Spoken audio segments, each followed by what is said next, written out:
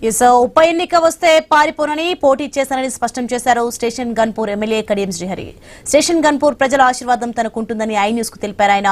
Speaker నోటీసులకు త్వరలోనే సమాధానమిస్తానని, ఇంకా వివరణ ఇవ్వకపోవడానికి ప్రత్యేక కారణాలు లేవన్నారు. న్యాయ నిపుణుల సలహా కోసమే ఇన్నాళ్లు ఆగినట్టు చెప్పారు. స్పీకర్ నిర్ణయానికి కట్టుబడి ఉంటారని స్పష్టం చేశారు. స్టేషన్ గన్పూర్ లో 1400 కోట్ల నిధులు తెచ్చి అభివృద్ధి కార్యక్రమాలు చేస్తున్నట్టు తెలిపారు. ప్రజలకు మేలు చేయాలని కాంగ్రెస్ లో చేరానంటున్న కడియం శ్రీహరితో వరంగల్ ఐ న్యూస్ ప్రతినిధి ప్రశాంత్ ఫేస్ టు ఫేస్.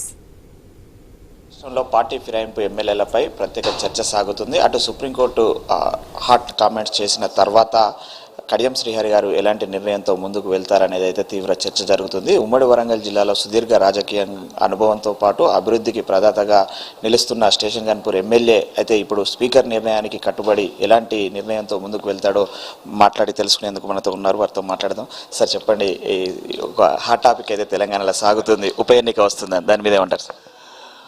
ఉప ఎన్నికలు వస్తాయా రావా అనేది స్పీకర్ నిర్ణయం పైన ఆధారపడి ఉంటుంది. ముందుగా అన్నీ మనమే ఊహించుకొని ప్రచారం చేస్తే చేసేదేమి లేదు.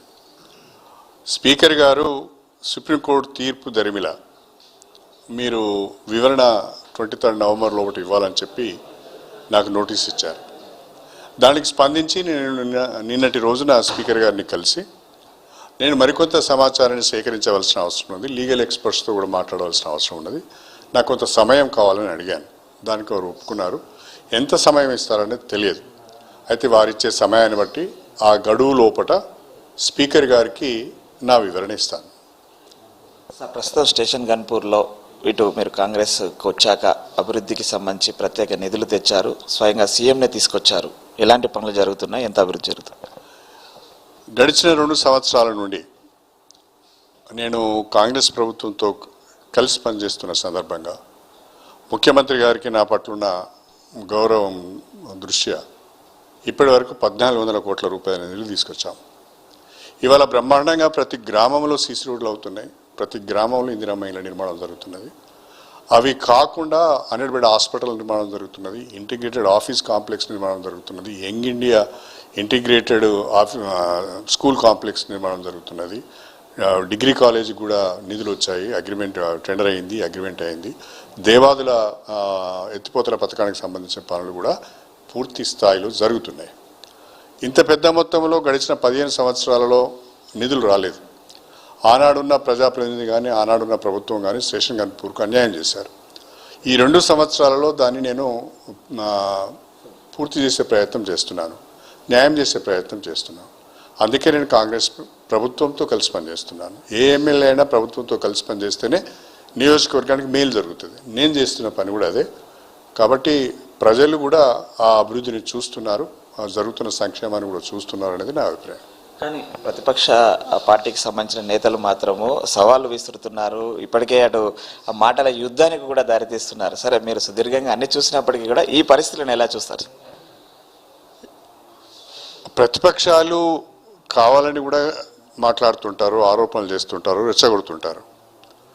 రాజకీయాలలో ఒడిదుడుకులు ఉంటాయి, ఇబ్బందులు కూడా ఉంటాయి. వాటిని అన్నింటినీ అధిగమించి ప్రజలకు మేలు చేయాలి, నియోజకవర్గానికి లబ్ధి జరగాలి, అభివృద్ధి జరగాలి అంటే కొన్ని రిస్క్తో కూడిన నిర్ణయాలు తీసుకోవాల్సి వస్తుంది.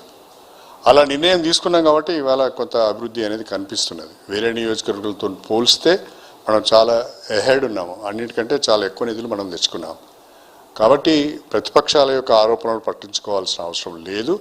మనం చేసే పని పట్ల, మన లక్ష్యం పట్ల చిత్తశుద్ధి ఉంటే ఎవరి గురించి కూడా ఆలోచన చేయవలసిన అవసరం లేదు, భయపడవలసిన అవసరం అంతకన్నా లేదు. సరే, సుదీర్ఘంగా ఎన్టీఆర్తో ప్రస్థానం ప్రారంభమైనాక 2 సార్లు ఒక నిర్ణయం తీసుకున్నారు.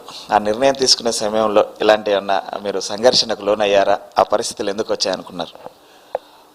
రాజకీయంగా నేను గతంలో తీసుకున్న నిర్ణయాలు రాజకీయంగానే ఉపయోగపడ్డాయి, నియోజకవర్గానికి ఉపయోగపడ్డాయి, జిల్లాకు కూడా ఉపయోగపడ్డాయి.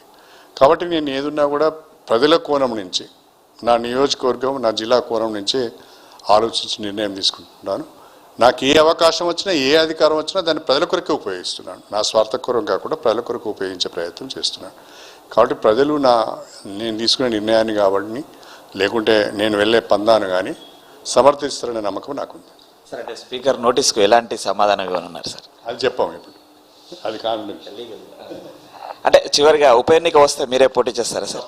తప్పకుండా ఉప ఎన్నికలంటూ వస్తే పారిపోయే పరిస్థితి ఉండదు. తప్పకుండా పోటీ చేస్తాను. అది మనం చూస్తున్నాము. కాంగ్రెస్ పార్టీతో కలిసి పనిచేయడం వల్ల స్టేషన్ గన్పూర్ ప్రజలకు అభివృద్ధికి మార్కు చూపిస్తున్నాను. 1400 కోట్లతో అభివృద్ధి పనులు అయితే కొనసాగుతున్నాయి. ఖచ్చితంగా స్పీకర్ నిర్ణయానికి కట్టుబడి ఉంటాను. ఒకవేళ ఉప ఎన్నికలు కనుక వస్తే ఖచ్చితంగా నేనే పోటీ చేస్తాను. ప్రజలకు పూర్తి భరోసాతో ముందుకు వెళ్తాననే ఆత్మవిశ్వాసంతో చెప్తున్నారు station Ghanpur MLA Kadiyam Srihari. Cameraman విజయ్తో